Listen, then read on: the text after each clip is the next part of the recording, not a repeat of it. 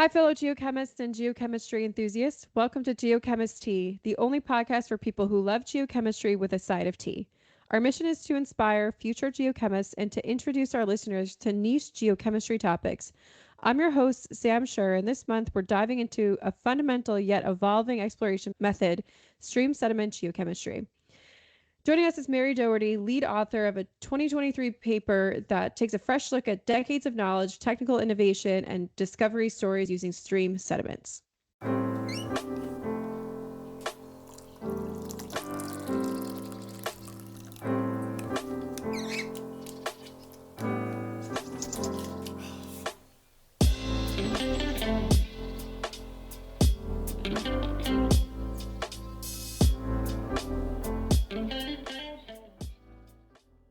Mary Doherty is a geochemical consultant and a former adjunct professor at the Colorado School of Mines. Mary, welcome to GeoChemistry. Well, thank you. Thank you for having me. Mary's work has spanned from base to precious metals, from mine geology through to exploration geochemistry, working for both industry, academia, and in analytical labs. Mary, can you take us through your journey through geology and into geochemistry, and just leave any little bits of the tidbits that our listeners can take as they embark on their own geochemistry careers? Sure. My background is by nature quite diverse. I have spent some time as an exploration geologist, some time as an exploration geochemist.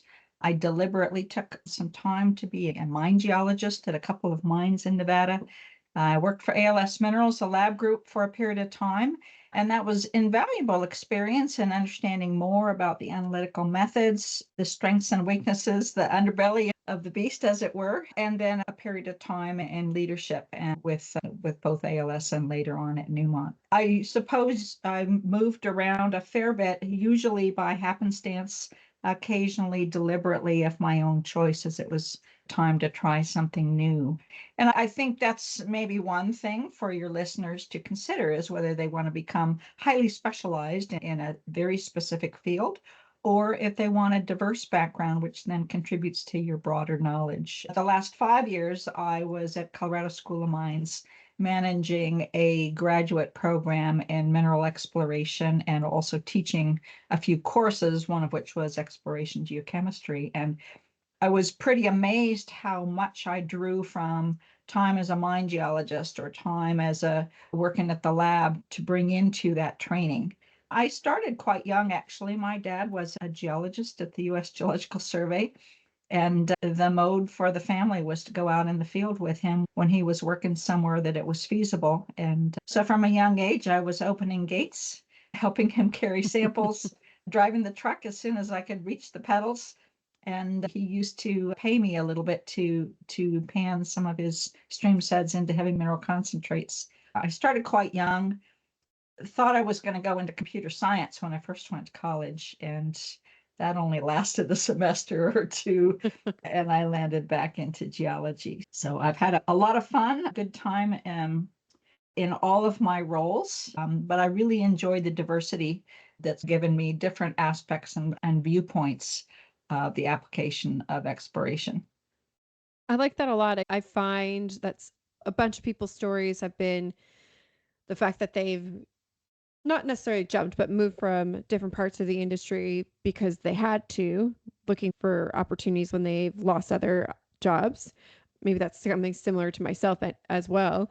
But it's interesting that you've jumped so much at different sides of the industry because you wanted to. And I think that's pretty cool.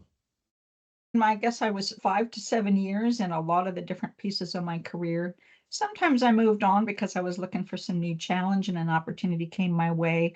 I also interleaved family within that. My son was born during the phase that I was a mine geologist and I was home every night. And then I went on to a more diverse traveling career for a period of time. And when he got into his teen years, I thought, I think I should be home a little bit more than I have been. So that was the window when I decided to accept the role that was offered to me at ALS. And again, I was home a lot more and had a little bit more choice on how much and where I traveled.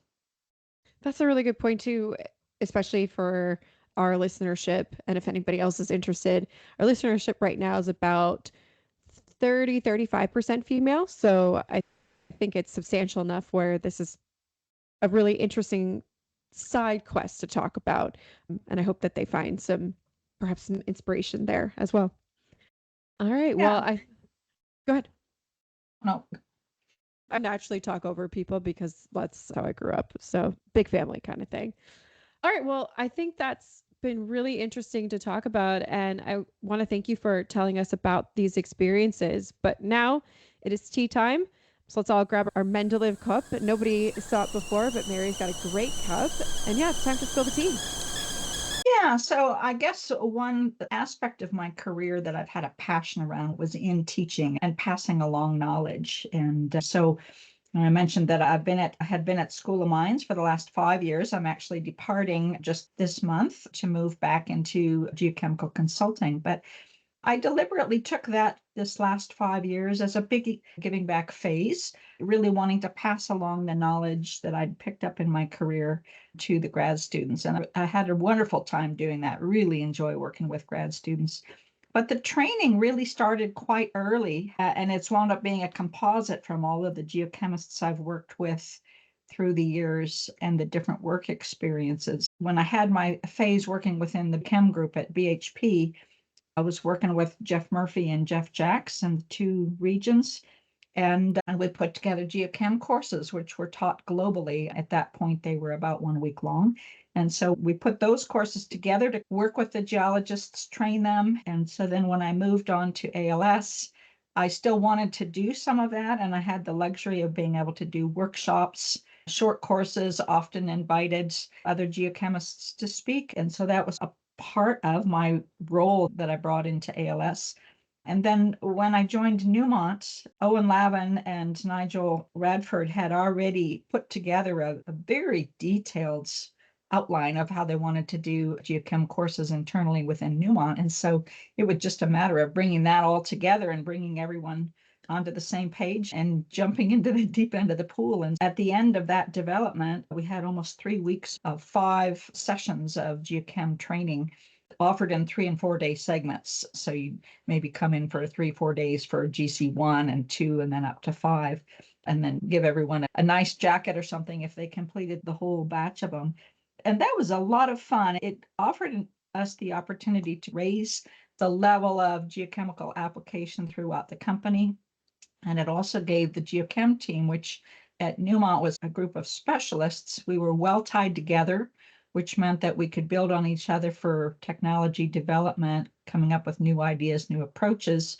But we were a little bit more separated from the geological exploration teams than the structure of other companies. And so this course gave us an opportunity to spend time with the geologists, build rapport with them, and it was a valuable communication mechanism for distributing the knowledge and capabilities of geochemistry and building into the geology teams. So all of those 3 different occasions for teaching came with me when I went to Mines. And my original role at Mines was simply to help organize their mineral exploration master's program, which we did. But then I had the opportunity to teach there for the last 5 years as well. All great experiences. And so as a global group, I think we really have to work at our training for exploration geochemistry, the same for the spectral mineralogy worlds. It's not part of the standard undergraduate program training. It's not necessarily offered in very many of our graduate programs, and something each of us can try to bring into our different jobs in some way. And I think it's absolutely crucial, especially over the next 5 to 10 years as we transition from one generation to the next in our application. And also because I think exploration geochemistry paired with spectral mineralogy is really going through a renaissance. It's a very exciting time right now. A lot of new tools. We're learning a lot about our deposit models, and we have more data than we've ever had before. We still need all of the basics, and so it's particularly important as we move forward with a lot of excitement in these new tools to make sure that we understand the essentials of exploration geochem. I love that. A few things that I thought of at the time as you were telling all this. Number one would just be that working alongside the Association of Applied Geochemists. Right now, I sit on a council. I'm in the strategic plan and the website committees, and it's a big undertaking. But one of the big pushes that we've done for this strategic plan is that there's just this desire for content for professional, people call them micro credentials, but even in lieu of a micro credential, the point is that people are just lacking in the education and they want the education because of these large volumes of data. So how do we as an organization start to provide that kind of thing? And I think what you've already been able to do is pretty incredible. And I'm highly jealous that I just didn't go to mines for half a semester to take an exploration geochem course. Because even I would argue, with all the accrued knowledge that I have, has been sitting in different courses that people, I have a master's in geochemistry, but it wasn't applied geochemistry. That doesn't exist.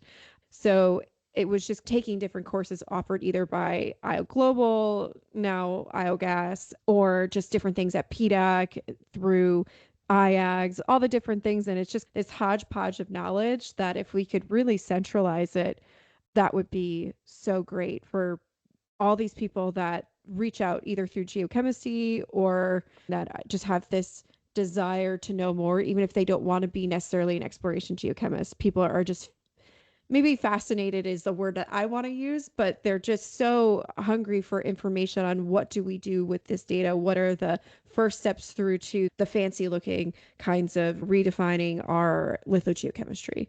Yeah. Yeah. And so the challenge, there's a lot online. There's more and more sort of YouTube how-to or discussions.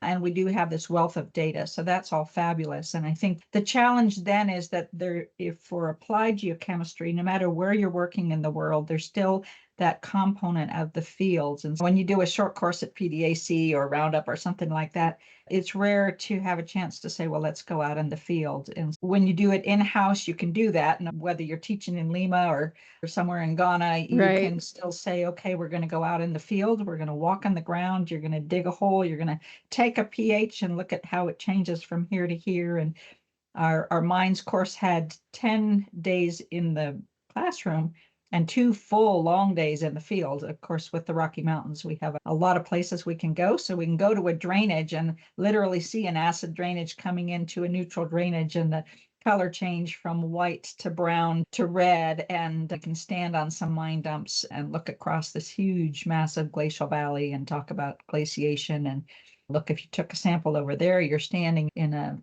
end moraine or Right. this moraine over there. And most people, it takes a little bit for your eyes to really get tuned in. Oh, that's a lateral moraine over there. Hadn't even really realized that. So that does become an important aspect for an exploration geochemist, is the trained eye for what you're looking for in the field. And some of that just takes experience. Yeah. All these things that I just sit here and I'm just like, there's so much more to learn. One can never know enough. I think it's Well, also trying to design. I don't know. I just think where I'm sitting right now with stuff with the AAG and everything, just trying to design certain courses that aren't necessarily attached to a conference or whatever, but that maybe perhaps do stuff like that so that one can learn.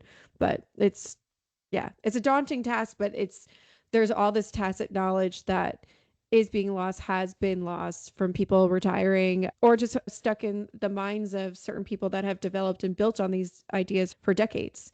And yeah, I'm just jealous of all of it. well, I think that's one of the things that makes geochemistry and spectral mineralogy so interesting, is that I've never been to 2 sites that were exactly the same. Mm, Everywhere you go in the world, the superficial material is quite different. The mechanism of transporting elements from a deposit to the surface is different. In many cases, you could have 10 or 12 different dispersion mechanisms, and 1 or 2 might be dominant in Chile, and they're completely different from the dominant mechanisms in Ontario and Quebec, for instance. And so it's so that I think that's what makes it fun and interesting. It's always a challenge, and you've always got to be walking around in the field thinking about it a little bit. yeah, for sure.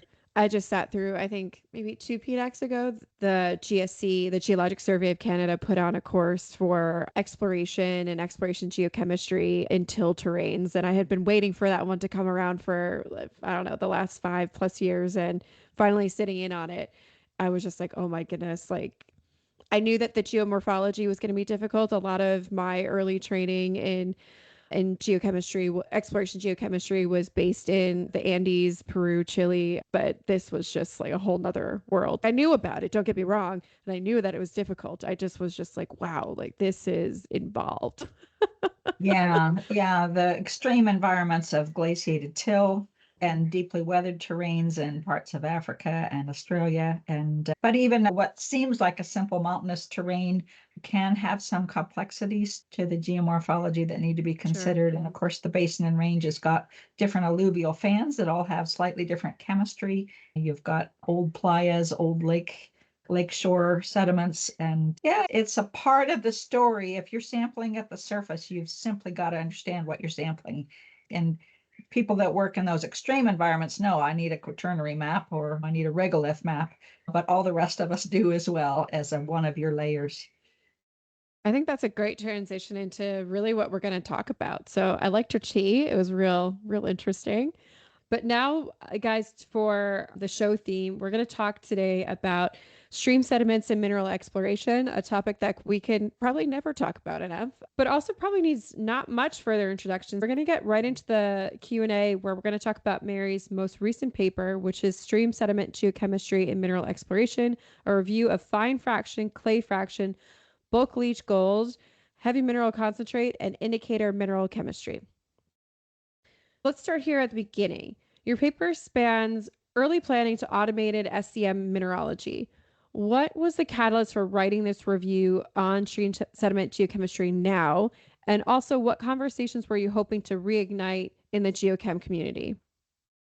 Yeah, I have to give credit. So I have a number of co-authors and they weren't passive by any means. So when we originally put the paper together and put in a detailed outline, each of the other participants wrote specific sections. So Kyle Arndt wrote a section, Jiaoshan Chang at School of Mines wrote a section, Karen Kelly, retired from the USGS, wrote a section, and Owen Lavin, who had been the chief geochemist for Newmont for decades, wrote a section. And that was actually one of the editing challenges when we first put it together. It sounded like it had been written by 5 people. Well, it had.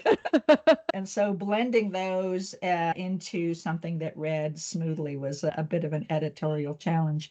But we wrote the paper. Beth McClenaghan at the Geological Survey of Canada was putting together a set of thematic updates for exploration geochemistry. And rather than put them all into one GEA volume, they were simply published as they were completed. So this paper is in the same volume as an update on till geochemistry, with which Beth and others wrote.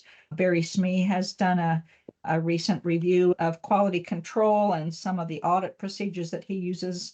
And that's a fabulous resource. I love it. So there were series, and Beth started putting them together. I'm not sure if they're all quite out yet. And so that's how it got started. I wanted to do the stream sediment one. I put my hand up for that because I started collecting stream sediments when I was knee-high to a grasshopper. And so I had a fair familiarity with the development. And it's also exciting that because we have this renaissance, you have the development of BLEG technology from an analytical procedure to the sort of Newmont BLEG approach, which Owen really summarized in his piece of the paper. And that's not just an analytical method anymore. It's actually moved to a holistic how and where you sample, how and where you process, the analytical methods that are applied, and how you interpret the data. So some people hear BLEG and they're thinking you put a large sample in and you put some cyanide and shake it up and that's it. And other people hear this complex field to interp method. And we actually started out the paper with a section called BLEG, and it got moved to being the special case for gold because BLEG means so much different context from one geochemist to the next. And then when you talk about heavy mineral concentrates, we've gone from panning and the old days of identifying, well, we've got 2 zircons and 3 ilmenites, and we see a tourmaline in this sample, to the mineral chemistry. So that field has completely evolved and taken on a science of its own. Jiaoshan Chang wrote that section, and because he does laser ablation ICP-MS work, and that's his world, is looking at mineral chemistry. So There's so much new with new analytical methods, so much new to talk about. That's where we came in from the paper was what's new with these methods and how and where can we apply them better? You wouldn't do all of them at one site. So when do you use one versus another? There's a summary of using stream sets to do geologic mapping in Britain by Kirkwood, which is a fabulous paper. He's written a couple papers. And then finally, I wanted to top it off. As an explorationist, you really want to make discoveries. And so we put in there, very brief because we didn't have the space to do very much, but a series of discovery stories based on one method or another, different companies, different commodities, so that, yeah, it's not just a matter of taking the samples, but this has led to discoveries. Such a good point. I think especially as a very young geochemist, I got my first job in my late 20s, and then I was just explaining that I wanted to do my setup for my survey this way and with this many QA/QC and everything. The bosses are looking at me like, are you crazy? And it's just, well, this is how you discover, right? So I don't think I could put it in such eloquent terms at that time. But that's the point of it, right? It's not just taking samples for samples. It's about how best to discover certain commodities in certain places. Very Yeah, cool. and discovery stories are complex. There's always more people involved, and people have different viewpoints on how they were made. But as a community, I think we've done a relatively poor job of publishing when we've made discoveries and how it happened and what the key components were. It's another area that we could all improve on a little bit more, is to have that conversation. What were the keys? What were the things you could have cut out? Yeah. Yeah, that's a really good point, and maybe not so off topic, but of the whole point of companies being more willing to share these things and not, and also at the same time, if that said discovery, even though there was a lot of geochemistry done or a lot of geophysics done, but actually one or the other didn't really contribute much at all, we're not hurting anybody's feelings. We're just saying, hey, this didn't really help here. Let's give some reasons why, so that in a similar situation, maybe that this is a way that you can decrease your budget here and allocate more here potentially. Yeah. So, yeah. Industry, we need to be better. Just shout it out. I think the other problem too, though, is everybody has their day job, and their day jobs are, you work in large companies, or your day jobs can range anywhere from perhaps 8 hours, but mostly upwards of 14 hours. Where's the time to really compile something like this when it's not prioritized? Health, number one, should be prioritized and not working 14-hour days, 16-hour days, but that's the side journey. So, yeah, putting aside the time that it takes to put together a volume quite like this or a paper like this is also tricky. Yeah, very true.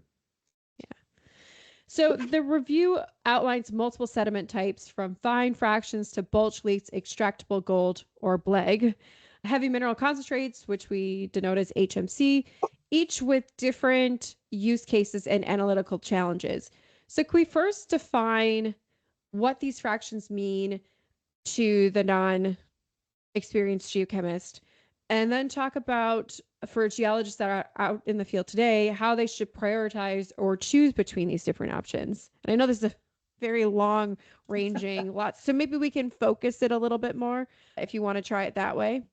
Yeah, there are some surveys where everyone's done everything, that it's so hard to get there that they take every type of sample that they can while they're at the site. But that's not really very common anymore. So the traditional stream sediment, or what I might call the conventional, is simply taking composites across and maybe up and down the drainage 300 meters or so, and bagging a -2 millimeter roughly sediment fraction, and you send it to the lab, and you get the lab will do a sieve to a finer fraction, usually a 74 micron, and just give you a multi-element analysis. So that's the baseline traditional stream set application. And we can probably compare other things to that. And so of the published data that are out there, that's probably the vast majority, perhaps something around 70 or 80%, perhaps even more, is simply -80 mesh stream set geochemical data. Heavy mineral concentrates were used very heavily in the 50s, 60s, 70s, and in remote sites. And then they were dropped off, and people didn't tend to use them except for glaciated terrains for years. And now they're making a tremendous comeback as we begin to understand that, oh, gee, if we capture some zircons from a heavy mineral concentrate, it can tell us about the age and the provenance of this entire basin. Or we can look at all the other minerals that we now know to be indicator minerals, garnets, or whatever your mineral of choice is. And we can learn a whole lot more about the terrain. So we can learn about the geology and also the mineral prospectivity. So those take a lot more time to collect in the field. And if you do a really good preparation, the analytical cost is more like $1,000 a sample instead of 30, a much bigger commitment. You would use those when you really need mineralogical information, or you might use those in a follow-up area where you need, maybe you can't see enough rocks and you need more geologic information that you can get from heavy minerals. It's only selective to those resistive heavy minerals, and we don't pick up our clays, we don't pick up a lot of alteration minerals. And so you have to realize that it's going to be fit for purpose for the minerals that will survive in a drainage. Sulfides don't in most cases, and which can give us some information that we need. And so then I guess the last one is the BLEG, and it used to be specifically applied for gold systems. But as it's evolved, and I'll call it the Newmont BLEG for the time being, it probably needs a new name. That's a question of working with a very fine fraction of the drainage. So you're now talking about, say, maybe not true clay fraction, maybe not -2 micron, but more -30 or -50 micron, very fine clays, probably material that was suspended in the water and the last to precipitate, and quiet little sections of the drainage. And it turns out that material has elevated concentrations of a lot of the pathfinders. And so you can do a greater density of sampling, and you can learn a lot about your pathfinders with it. And it doesn't need to be specific to gold exploration. It's perfectly useful for all the other commodities as well. Super interesting. I find I'm like zoning out because I'm just listening to it. The Newmont plague. So in the article, like we talked about a little bit before in the tea, you walked us through some case studies like La Calasa, Tuhijao, and they're textbook examples of what can go right. But not every program gets these results. So in your view, what made these stream sediment programs successful when others may not lead to discovery? Yeah, I'll maybe focus a little bit on La Calosa and Batahijao. La Calosa was a discovery made by Anglo Gold in Colombia, and they did a massive program. So the first thing they did, which was successful, is they took a stream sediment sample over almost every kilometer. They decided they wanted a fine fraction, so they were wet sieving in the field to -200 mesh, and they threw multi-element analytical methods at it, very careful methods. And so they made a lot of discoveries, not just La Calosa, but it was a determined large survey, a lot of samples, and a lot of extra effort that went into that. Phil Allen was one of the geochemists working with them at the time. Batohijao was part of a broader program where they were going around all the islands within that region and stopping at every drainage and walking up far enough to get away from the impact of the saltwater and collecting a sample. And in that case, a huge amount of work by boat and walking. And it was a large program. Thousands of samples were collected over a long period of time. And they collected all the different media because it was so hard to get to where they needed to go. And so again, size of the program, these were committed, large, in the several thousands of samples. For some reason, there was a period of several decades where applying the exploration geochem was sandwiched in between other things, and people were doing postage stamp programs, 100 samples here, 100 samples there, and that's just not committed enough to cover a broad enough area to really give you success. I think sample spacing is also part of the story. Unfortunately, sometimes people say, well, I have a budget of $300,000 and I have a square area of maybe 100,000 square kilometers. And so I'm going to divide those two out, and that tells me I can take a sample every 30 kilometers. Well, that's not a recipe for success. That's a recipe for how to make a budget. The recipe for success is what is the density of sampling that I need to make a discovery. And every kilometer, as Anglo Gold did, might have been a bit overkill. You could probably go into their database and back it out and say, what if they'd done every 5 kilometers? Would they have still found it? And Nigel Radford and Owen Lavin with Newmont Normandy through the years did a number of orientations where they asked exactly that. What's the minimum sample density we need for success? And they wound up doing a lot of their surveys at the sample every 10 kilometers or 5 to 10 type of range for success. You can't nickel and dime and do this broad-spaced program with just a few samples and expect to have success. And that's been a lot of the work done in the past. That's really interesting. And I've definitely come into the thing with the whole, this is our budget and how do we maximize it? But it's a really interesting way to look at the problem, whereas instead of going for the maximum area, reduce the area, but have the correct sample spacing is probably the better way if you're going to do it, quote, with a budget. And the data so far suggests that heavy mineral concentrates, you can have a broader distribution. Those heavy minerals can travel a long ways. We see hubernorite down in Golden, Colorado, which is 30 to 50 kilometers away from its source. Given the right kind of topography, heavy minerals can travel a long ways. So if you take a large enough sample, you might have good success. BLEG surveys are also, you get clay suspended in water and it goes a long ways before it settles out. So again, you could make your decision on which of the samples you took based on the density that you want. And if you're going with a good old-fashioned -80 stream sed sample, you need tighter density.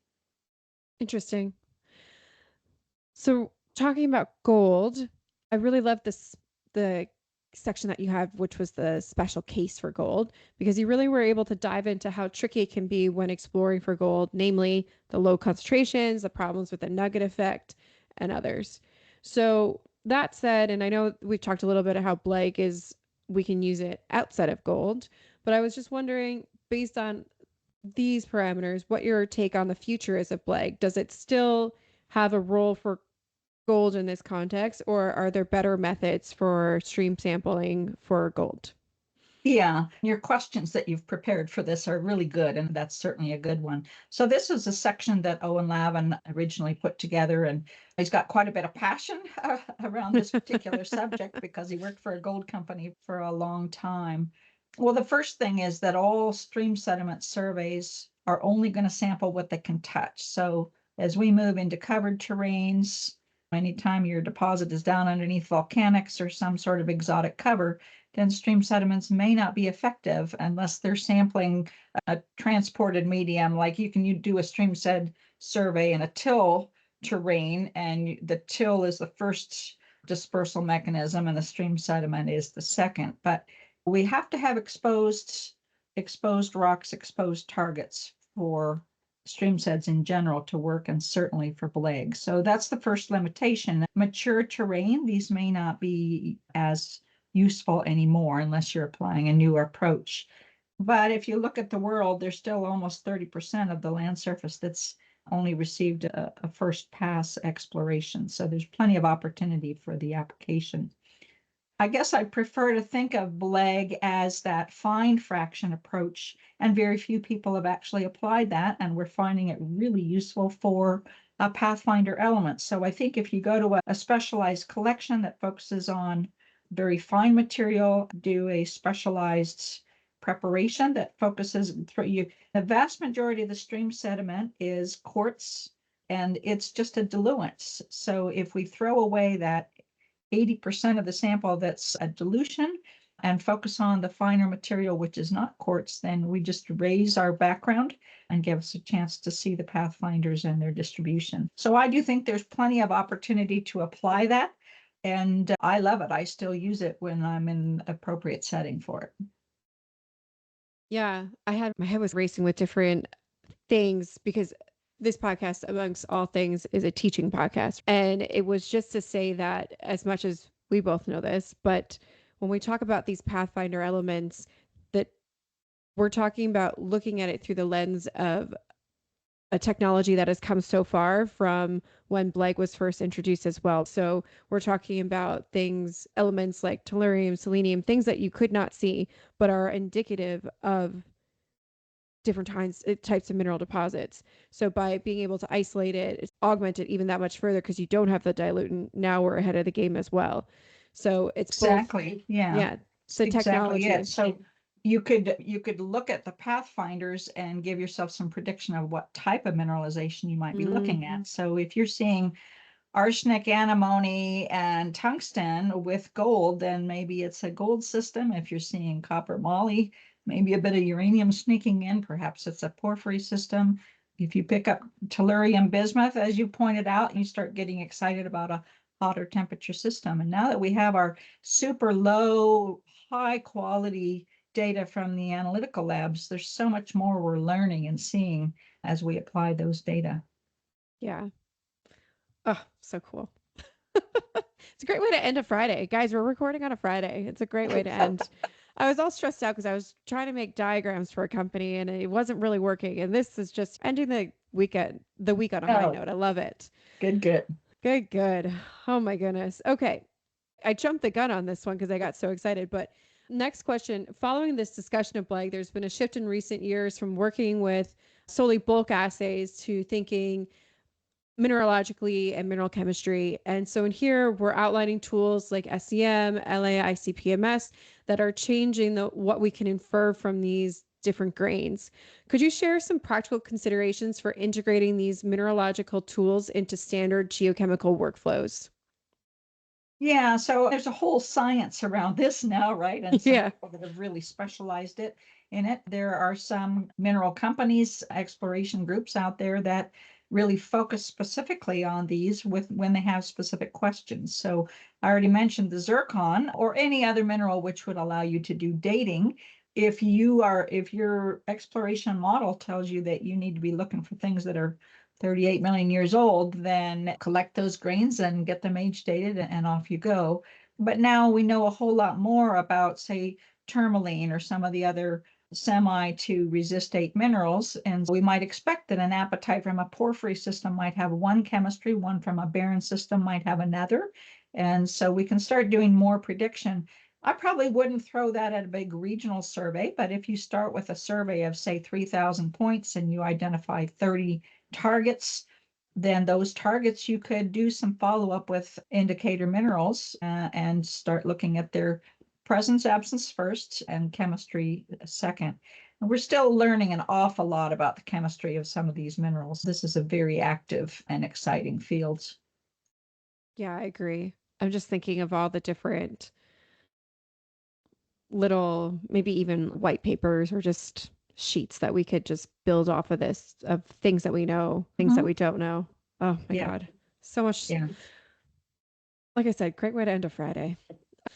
So one of the things that I really liked about this review, though, is that you did not shy away from the QAQC, which is just people will mention it in a paper and they'll just leave it. But I loved that. So I really want to thank you and all your co-authors for that, because it's also an area that gets overlooked in some field programs, especially when budgets are tight. I remember all the people, and still do have to convince of QAQC samples. It's outrageous. 30 plus year or more. Oh my God, so many years past BREX. What do you see as the most overlooked QAQC steps in the current stream sediment programs, especially from junior exploration teams?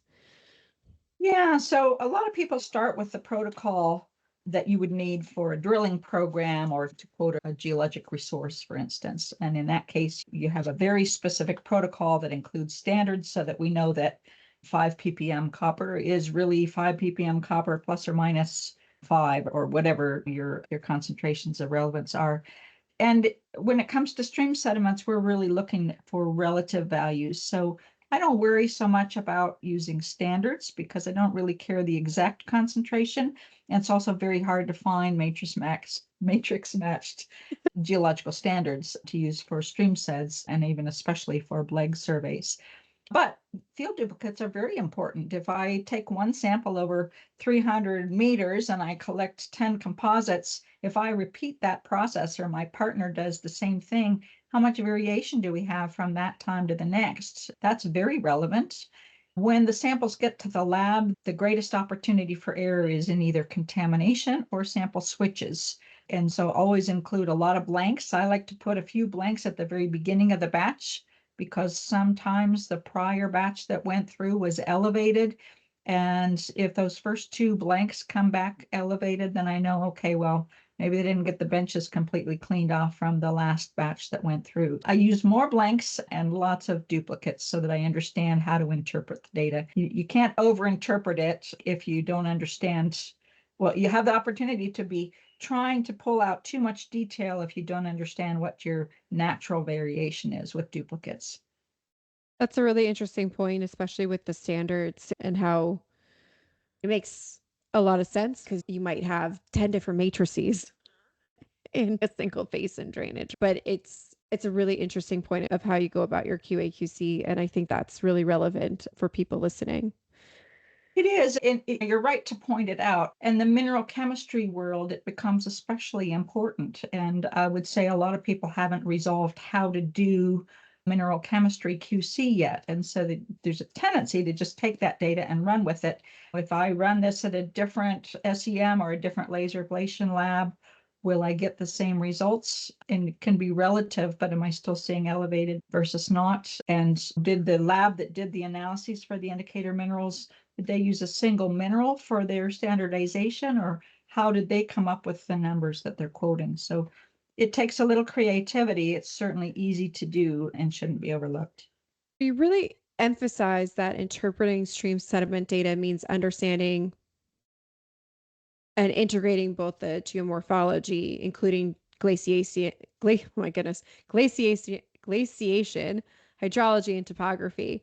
But and I think we talked about this too in the very first part of your intro, but it's not very easy to do this from behind a desk always. We don't have that context.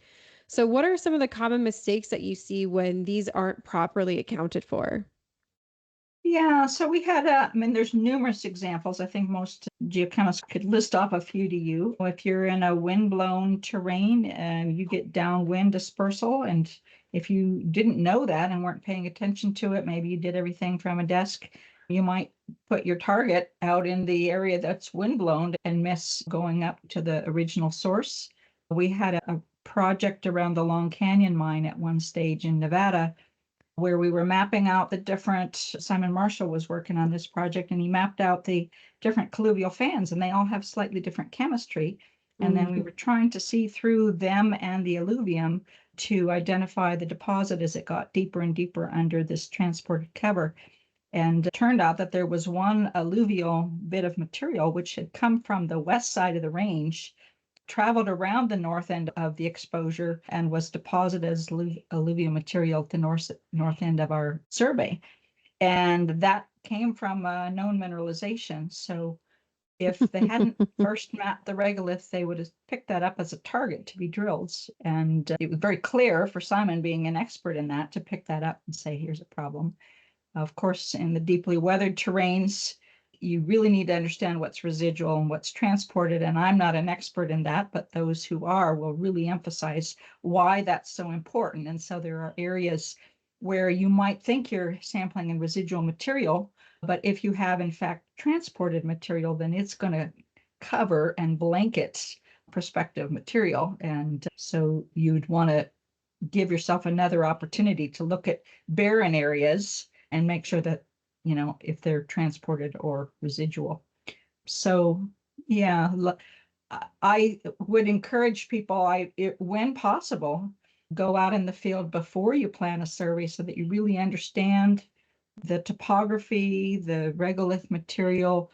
Really valuable to understand what the surface pH is, because that tells you if copper is going to be mobile or not, or what different element mobilities you might have at work. Then you plan the survey. If possible, go out to train the field crews that are actually going to do the sampling, and you can verify some of your assumptions and make sure that they're not just grabbing material, but they're actually sampling what you had in mind. And then after you've done an interpretation and you're getting ready to move to the next phase, really important to go back out and have another look at those anomalies on the ground and question them and think about what you've learned. I really stuck on your element mobility comment just because I remember inheriting a big data set in the Atacama in the where all the gravels are. So in the center, so you have a lot of different, particularly it's very basic up there, and just being shocked by the reversal in mobilities of elements. And if I hadn't, I don't even know what prompted me to look it up because I thought I was young. I thought I knew everything. So I don't even remember what prompted me to look it up, but I did. And just realizing how mobile some of these elements were and that I could I'm forgetting now, but that I could trust some that I never thought I could trust, and I couldn't trust others. But it was also helpful knowing that they're there, which is good, but they have moved significantly, and yeah, very humbling. Yeah, I don't go anywhere without my pH. It's just a small pocket pH meter. I've measured everything from a pH of 2.5 from a soil paste pH up to unbelievably a pH of 11. And you can even just use pH papers. It's not expensive and it only takes a minute, but that's really fundamental for understanding where you are globally. In a lot of environments, the pH is running 5, 5.5, 6, 6.5. But there are those extreme areas, and it's very valuable to understand that. Where did you find pH 11? Mongolia. Okay, interesting. Yeah. Yeah, around Oyu Tolgoi. I love that. I worked on an active volcano for my master's, and there we had pHs of negative 0.5, so no big deal. No big deal. Yeah, don't touch that water. No. Well, and the We Canadian watched a Arctic, lady jump into it one time, and that was terrifying. We were like, get out of the water. yeah, that's right. Yeah, Yeah. pretty cool. So cool. Oh.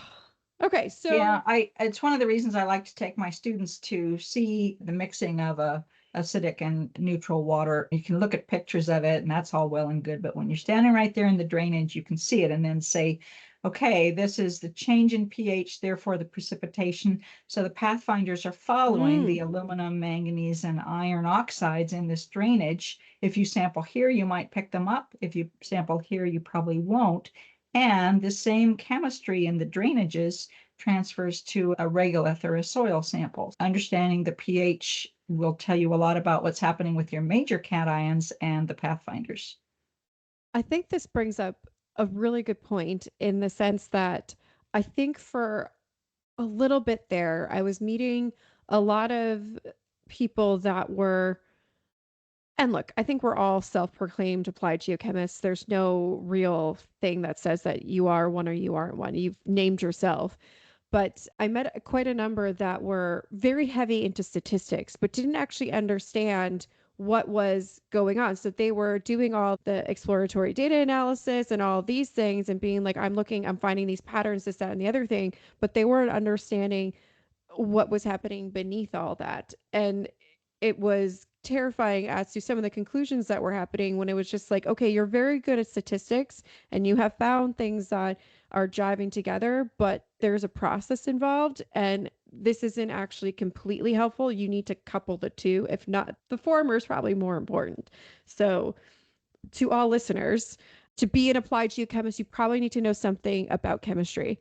Otherwise, you're just very good at statistics, which is Yeah, bring another in thing. that. Yeah, that's right. Bring in your periodic table and be thinking about it. So I like to start my own interpretations with looking at the pH, if I've got it. And then I follow that by looking at the iron, manganese, aluminum, and any of the other majors so that I understand what the overall sample composition is first, then look at all the rest of it and see if it makes sense. Interesting.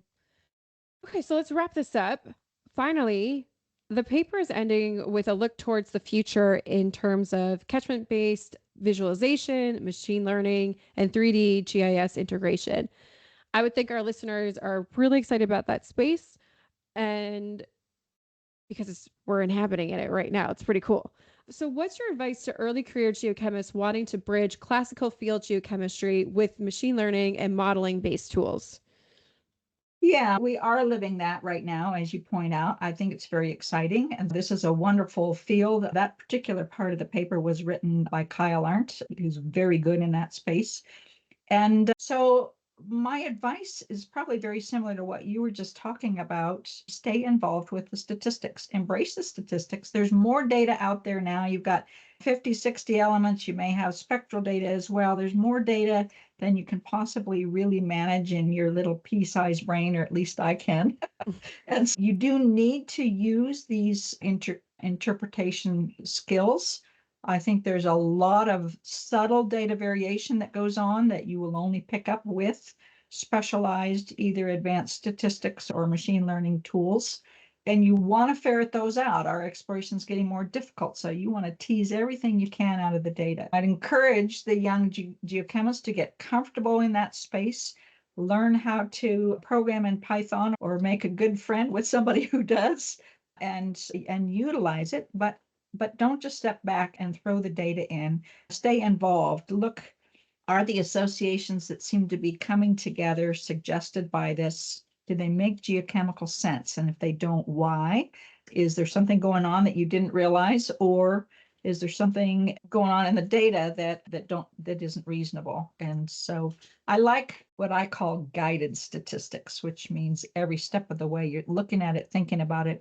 And if you have an opportunity to make decisions like you would say in discriminant or factor analysis, then make logical decisions along the way. But yeah, we're going to come up with some discoveries based on all of these new capabilities with data interpretation, the extra low detection limits, the extra amount of data that we have, and these new statistical tools. It'll open up a new world for us as time goes on. Yeah, and even you're inheriting projects that sampled back in the day.